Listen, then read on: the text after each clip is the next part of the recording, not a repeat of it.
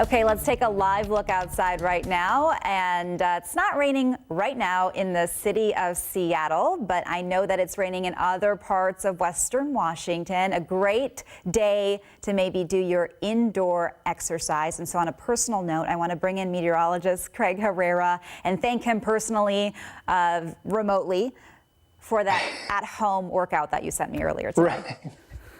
Right.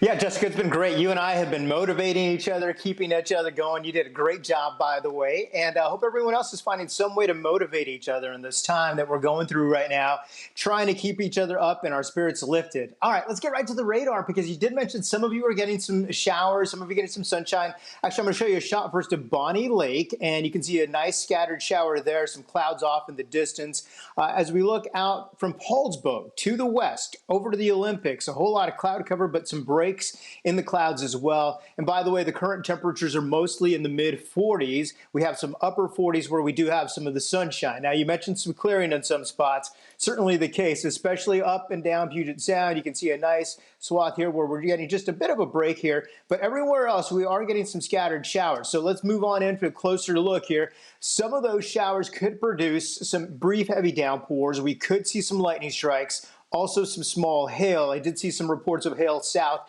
in Portland from the system and the energy there. Now, that's where most of that unsettled air is. You can see some of the scattered showers. By the way, snow up in the mountains, well above 2,500 feet or so, but we'll add about another 2 inches of fresh snow over the passes this evening if you are going to be traveling to the passes. As we get to the Kitsap or to the Olympic Peninsula, you see some scattered showers. It looked like we had a bit of a rain snow mix close to Crescent. At times that could switch over, but as we look at the big picture, we've got more of it coming down as we go through this evening.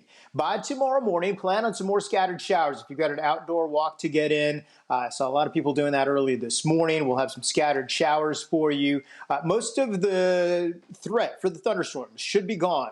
By the afternoon, we will get a couple of sun breaks. Snow in the mountains will be at about 2,000 feet. We should add another inch of snow tomorrow. Now, Thursday morning, clear. We got a whole lot of clouds to start the day, but then by the evening, plan on some more rain coming in.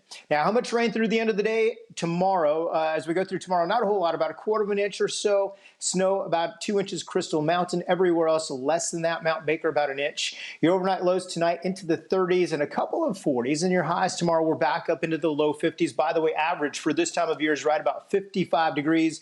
How about sunrise tomorrow, 7:01, and sunset at 7:30? Beautiful that we have these longer daylight hours with us. Your 7-day forecast, plan on some 50s for a couple of days, and it looks like we're going to have showers just about every day on and off right through the weekend. On Sunday, it will be rainy and windy at times. Jessica, we'll send it back to you.